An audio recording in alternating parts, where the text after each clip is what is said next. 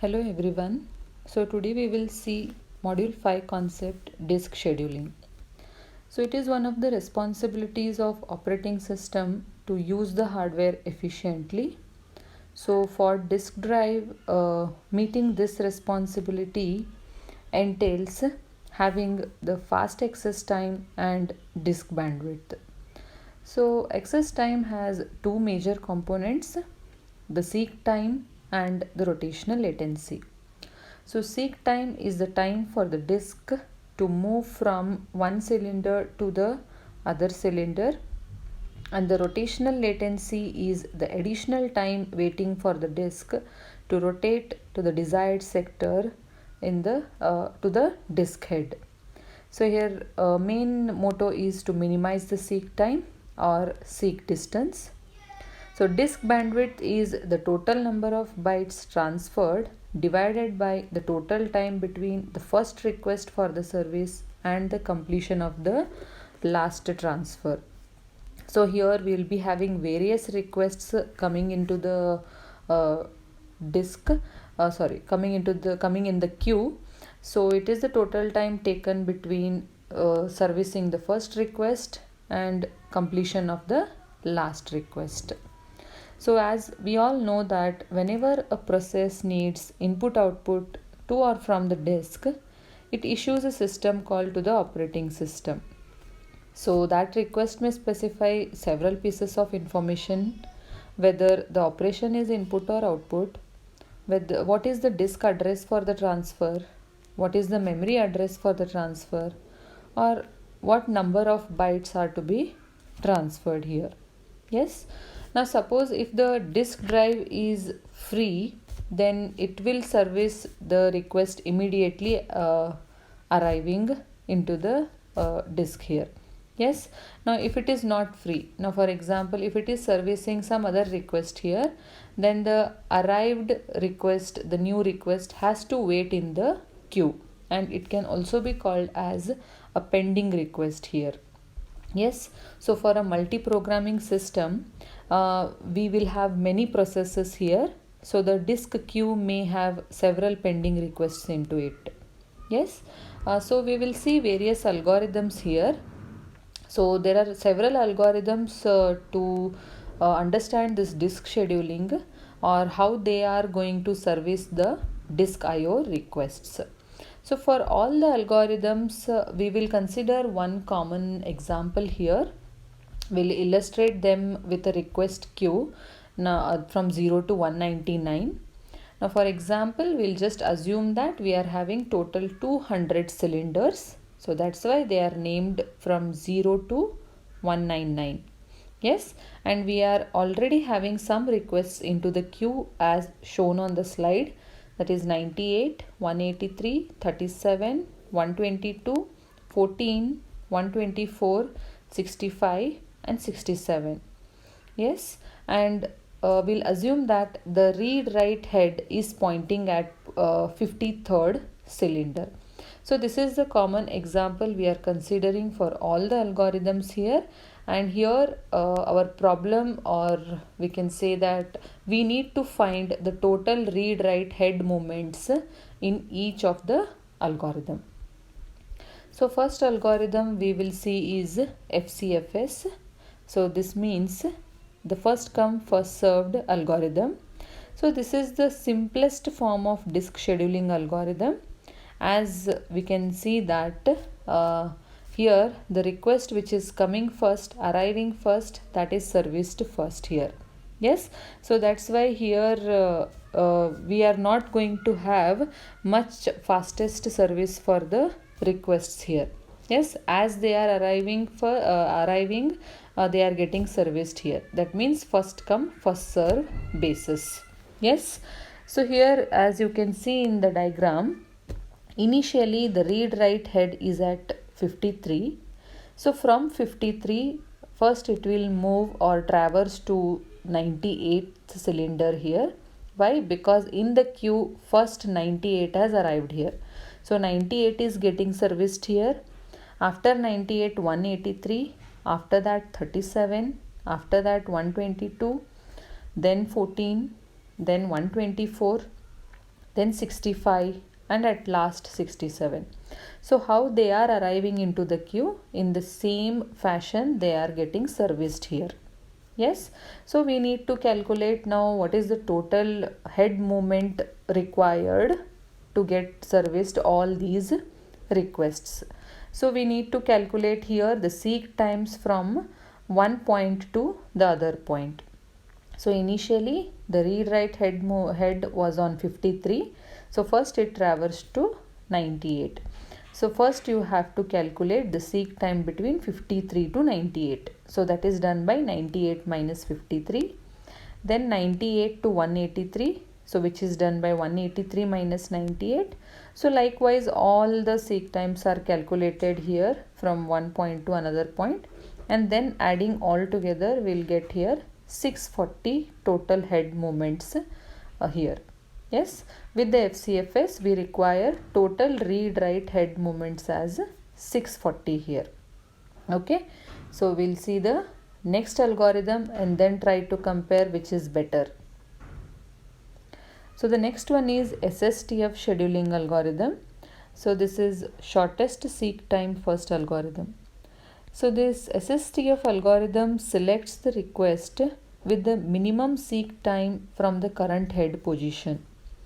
So wherever might be your read write head pointing to, from there which is having or which is nearer to that position, that request will be considered first and serviced first here with the SSTF algorithm.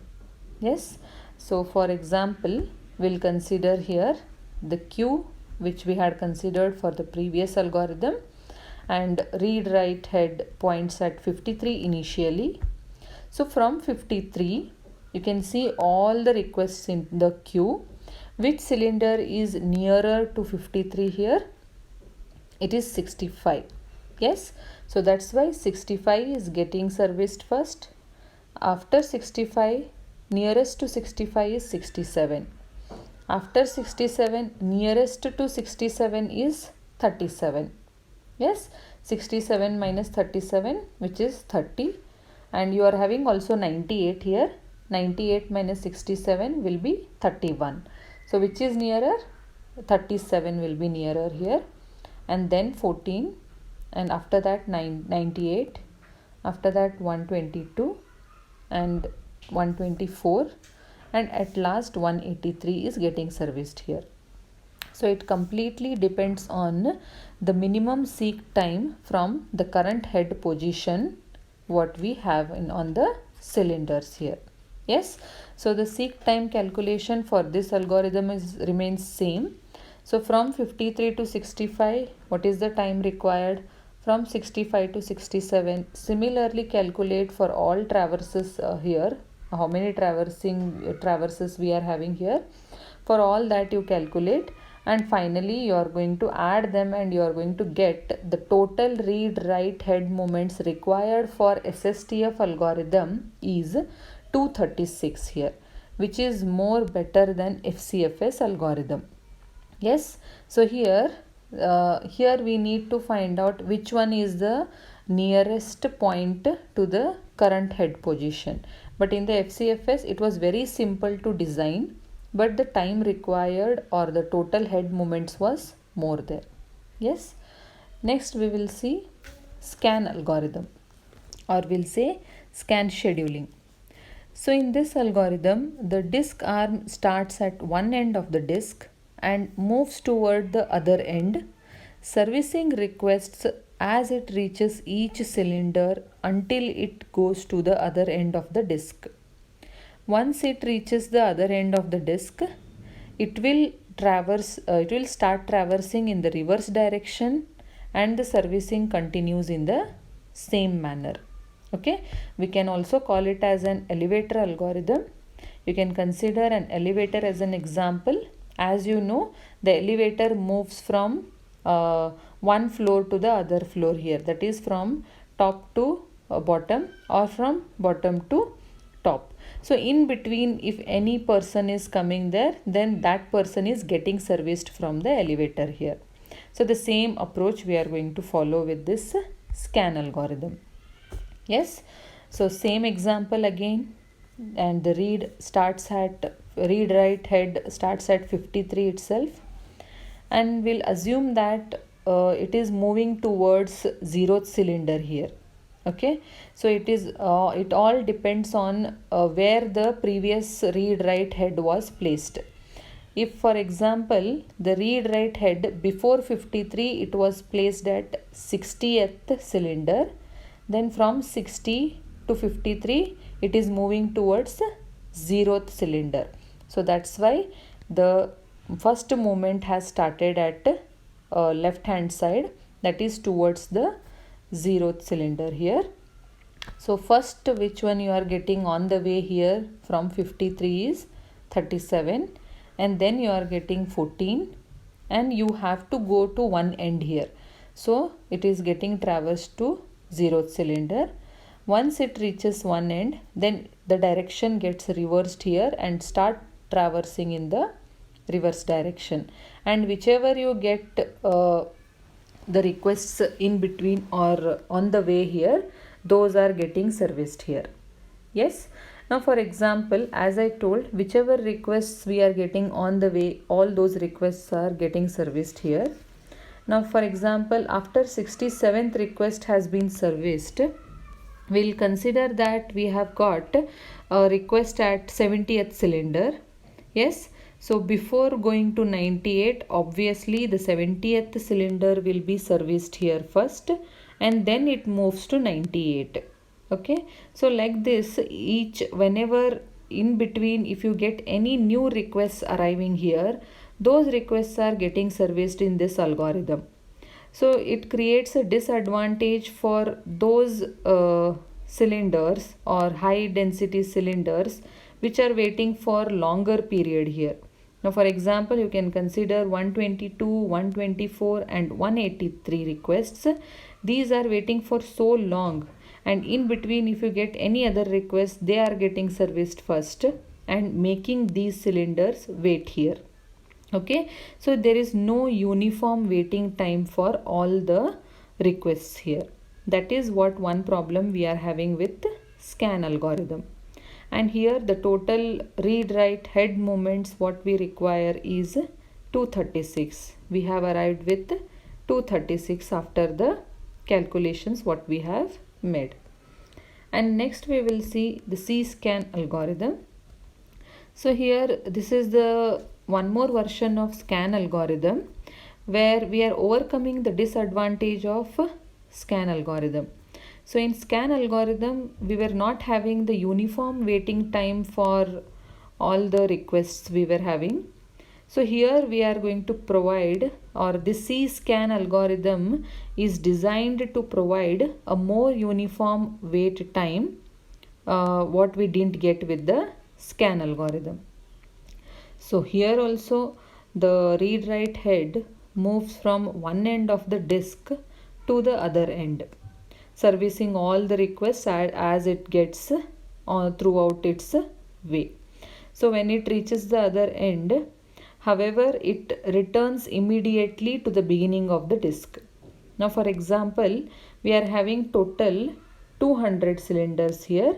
So we are numbering them from 0 to 199. So for example, if you are traversing from 0th cylinder towards 199th cylinder here, once you reach 199th cylinder, which is the next cylinder you are going to get here? Obviously you are going to get immediately the next one is 0 itself. So it is going to directly go to the 0th cylinder here, instead of reversing its direction and finding out the requests what it is finding in between its path. Yes. Now you can see the same example here also. Initially the read write head is at 53, so it is moving towards the 199 cylinder here, that is on right hand side. So 53 getting serviced, and then 65, 67, 98, 122, 124, 183. After 183 it has to touch to the one end of the disk here, so that's why it is traversing to 199 here. and after 199 you will be having 0th cylinder itself. There is no point that you are going to have any new requests arriving in between here, because after 199 it is 0. You can just consider this diagram as if it is a cylinder. That means one circle. Okay, after 199 immediately you will have 0. So there is no waiting time for that. And after that 14 will be serviced and 37 will be serviced here. Now calculating the total read-write head movements in a similar fashion what we have done for the previous algorithms, we would get the result as 183 here, which is better than again scan algorithm what we have used. Then next one and the last algorithm we will see here is C-look scheduling algorithm. So this is one more version of C-scan scheduling algorithm.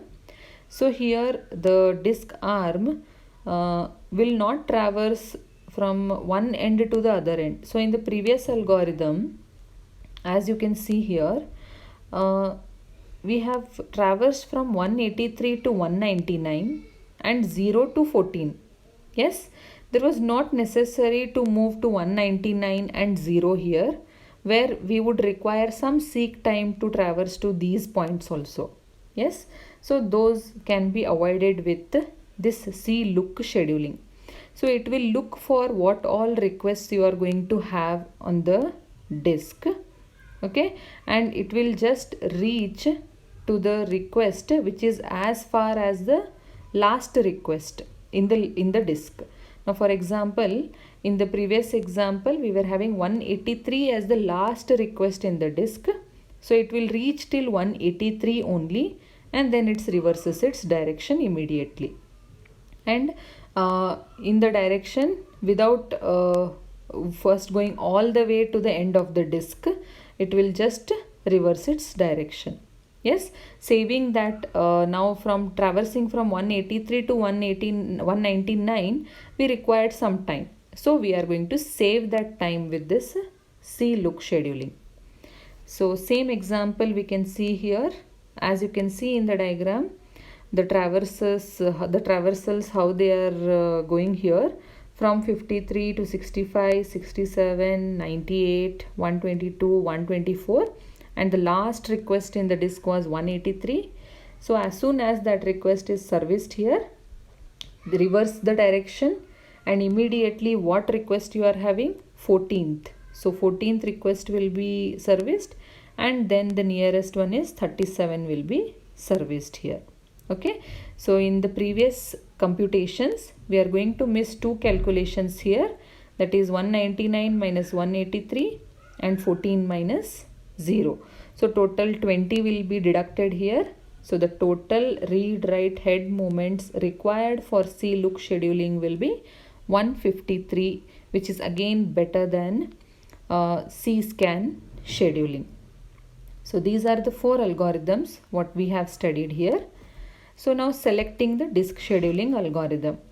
So now selecting which of these disk scheduling algorithm we need to use is completely dependent on the system to system. So it is now we can see that SSTF will be a common approach, or the look scheduling also is reasonable choice as a default algorithm what we can use for all the systems here. Now scan and C-scan, this perform better for systems that have more load on the disk. So it is completely influenced by the type of request what we are receiving and the type of the system what we have here. Yes, so among these 4 algorithms we can use any algorithm depending on the type of requests what we are getting here. So what did we study in this topic? We studied various disk scheduling algorithms, and I hope all of you have understood the difference between all these algorithms. Thank you.